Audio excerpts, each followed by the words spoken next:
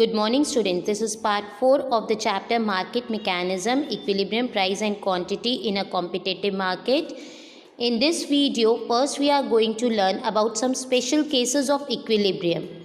I had explained you in my last video about the equilibrium point, how it is determined and what is the effect on an equilibrium point when price and demand changes simultaneously. Now in this video we are going to learn some special cases. First one is perfectly elastic and perfectly inelastic demand curve. Beta, perfectly elastic, we all know that the demand curve is parallel to x-axis. जानते हम? And when the demand curve is parallel to x-axis and the supply changes, what will happen? Equilibrium quantity और price में क्या होगा changes? Beta, when the demand curve is parallel to x-axis, that is perfectly elastic. At this time there is no change in the price, but quantity supply increase or decrease. ठीक है? Now we will read it first. When demand curve is perfectly elastic, that is demand curve is parallel to x-axis, a change in supply increase or decrease result in a change in equilibrium quantity. मतलब equilibrium quantity में changes आएंगे but the price remains the same. You can see it in the figure 1. O X axis contains the quantity, OY contains the price, PD this is a demand curve beta and SS is the original supply curve. When supply increases SS curve S1 पे shift हो गया S1 and new equilibrium point क्या हो गया बेटा E1.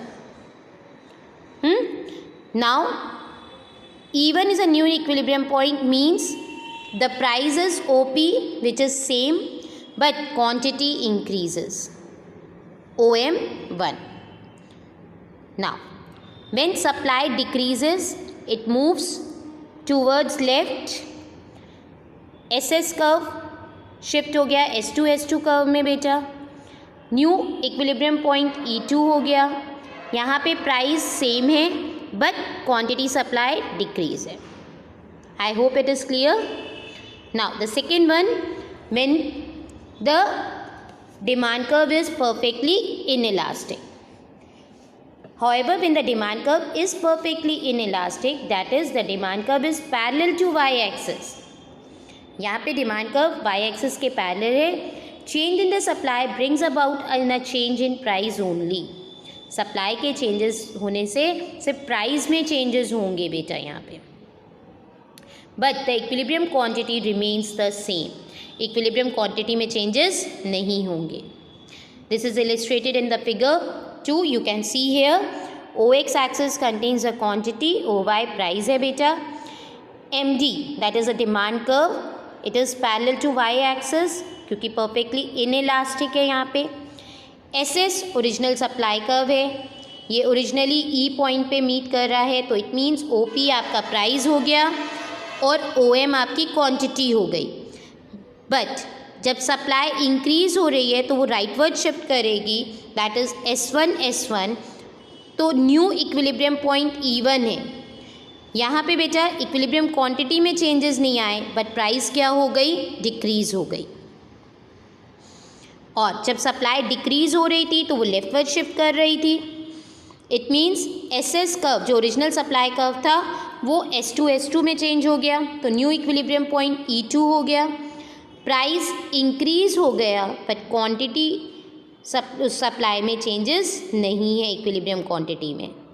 I hope it is clear. Now second special case is perfectly elastic and perfectly inelastic supply curve. जब supply curve perfectly elastic या inelastic होगा तो क्या होगा बेटा.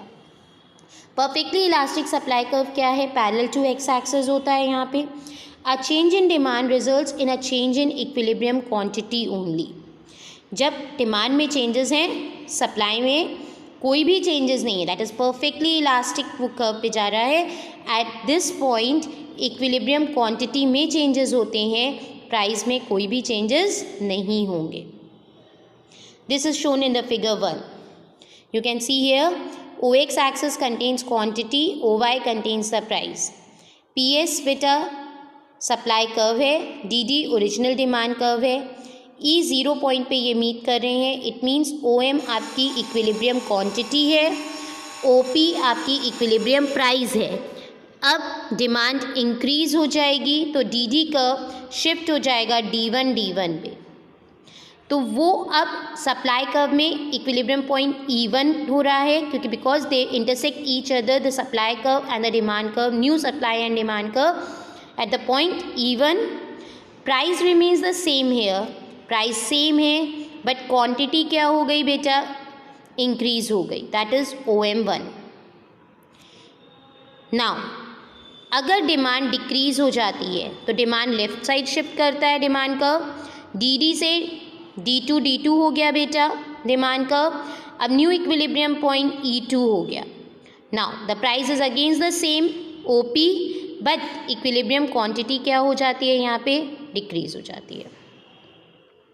Now however when the supply curve is perfectly inelastic, यहाँ पे अब बोल रहा है अगर सप्लाई कर्व परफेक्टली इनइलास्टिक है तो चेंजेस इन डिमांड में क्या होगा, change in the demand brings about a change in an equilibrium price. जब सप्लाई कर्व परफेक्टली इनइलास्टिक है, डिमांड में चेंजेस हो रहे हैं, तो इक्विलिब्रियम प्राइस में चेंजेस होते हैं, इक्विलिब्रियम क्वांटिटी सेम रहती है। This is illustrated in the figure 2, you can see here OX axis contains the quantity, OY contains the price, and this M, the straight line parallel to Y axis, it is a supply curve. DD is an original demand curve. It intersects at a point E0 with the supply curve. It means E0 is an equilibrium point. Now, OP is an equilibrium price, therefore, and OM is an equilibrium quantity. Now increase in demand leads to rightward shift of the demand curve, DD से D1 में पहुंच गया बेटा, new equilibrium point E1 हुआ। We will see here there is an increase in the price but there is no change in the equilibrium quantity, it remains OM. If demand decreases, अगर demand decrease कर रही है तो leftward shift हो रहा है बेटा, उसमें ओरिजिनल डिमांड कर्व DD कहाँ शिफ्ट हो जाएगा, D2 में लेफ्ट साइड, और new equilibrium point E2 form हो गया। It means we can see here price decrease हो गया क्योंकि न्यू इक्विलिब्रियम पॉइंट OP यहाँ पे आ गया बेटा, और equilibrium OP1 and new equilibrium quantity is same OM, there is no changes over there. I hope it is clear. Now basic understandings of price control. First one, price ceiling. Price ceiling होती क्या है बेटा, ceiling means maximum limit. Price ceiling means maximum price of a commodity that a seller can charge from the buyer. इससे access में seller buyer से charge नहीं कर सकता। Often the government fixes this price much below the equilibrium market price. Government क्या करता है, ये प्राइस फिक्स करता है जो इक्विलिब्रियम प्राइस से कम होता है, so that it becomes with in the reach of the poorest section of the society, जिससे जो पुअर लोग हैं वो भी उसको क्या कर पाएँ, परचेज कर पाएँ। We can see here the graph, OX axis contains quantity and OY price, DD demand curve है, SS supply curve है, ठीक है। Now they intersect at each other at point Q, it means this is an equilibrium point, OP आपका equilibrium point है और OL आपका क्या है बेटा, equilibrium quantity है। I told you ceiling price क्या होता है बेटा, कि गवर्नमेंट फिक्स करती है जो मार्केट प्राइस से कम होता है। तो if you will see here in the graph, it is shown with the help of P star, it मीन्स सीलिंग प्राइस क्या हो गई, OP star. When the price is OP star, it means the demand is more and the supply is less, and there is an excess demand, it's how much, L2 L1. I hope it is clear. But is price ceiling? Price ceiling means maximum price of the commodity which the seller can charge from the buyer.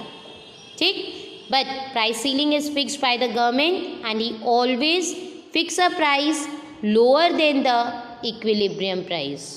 वो price fix करता है, जो market price की होती है वो price नहीं fix करेगा, वो इक्विलिब्रियम प्राइस से कम प्राइस फिक्स करता है, so that poorer section of the society people can also purchase these goods. I hope it is clear now. Now, rationing. Rationing क्या होता है बेटा? It is the most effective way of controlling excess demand that arises due to price ceiling. Rationing में क्या होता है? Government control करती है एक्सेस डिमांड को जो अराइज होती है बिकॉज ऑफ प्राइस सीलिंग. अभी मैंने आपको ग्राफ में एक्सप्लेन किया था, when the government fixes the price below the market price there is an excess demand. तो उसको कंट्रोल करने के लिए गवर्नमेंट राशनिंग यूज़ करती है. It is a system of distribution of specified quantity of a commodity at a specified price to maximum possible consumers. Rationing में क्या होता है बेटा? ये वो सिस्टम है जहाँ पे गुड्स पीपल्स को प्रोवाइड किए जाते हैं at a specified price so that everyone can able to purchase it. Now the last point, price floor. Price floor क्या होता है बेटा? It is a minimum price fixed by the government for a commodity in the market. ये minimum price जो government fix करती है commodity का market में, उसको प्राइस फ्लोर कहते हैं. Generally, it is fixed to protect the product producers from losses. ये इसलिए फिक्स किया जाता है जिससे प्रोड्यूसर्स को लॉसेस ना हो. This price is fixed above the market or equilibrium price. ये प्राइस बेटा इक्विलिब्रियम प्राइस से अबव फिक्स्ड होता है. हमने प्राइस सीलिंग में पढ़ा था, वो इक्विलिब्रियम प्राइस से कम होता है. और प्राइस फ्लोर क्या होता है? This is above the equilibrium price. You can see here the graph. OX axis contains the quantity, OY contains the price. DD is an original demand curve and SS is the original supply curve. They intersect each other at point E. वो E point पे meet कर रहे हैं.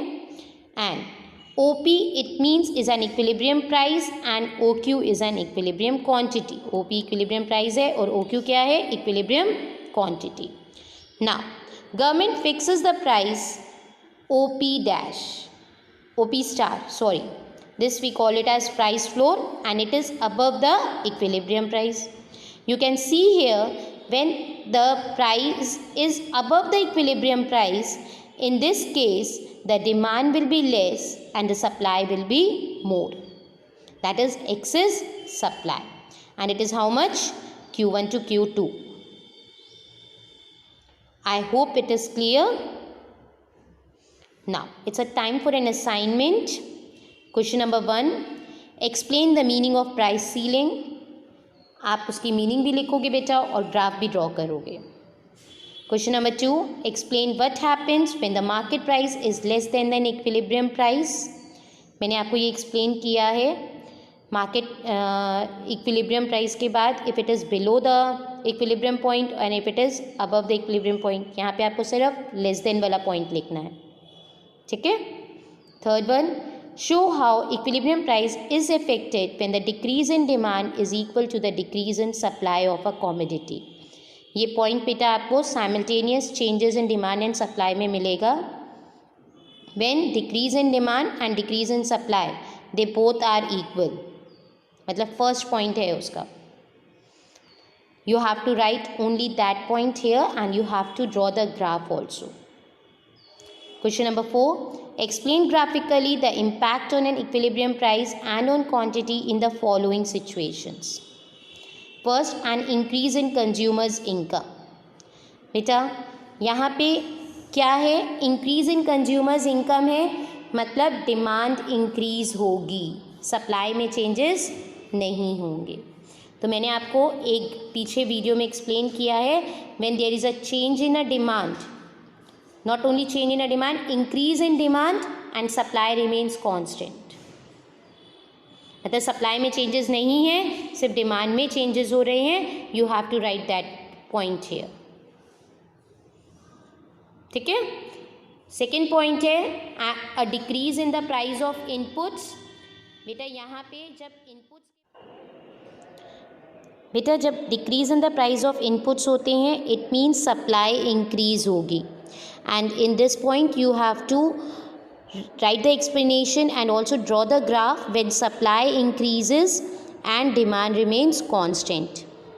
Okay, जो मैंने simultaneous changes in demand and supply से पहले बताया आपको। स्पेशल केसेस यहाँ पे नहीं लिखेंगे। I hope it is clear all these answers. Complete this work in your copies. Thank you students.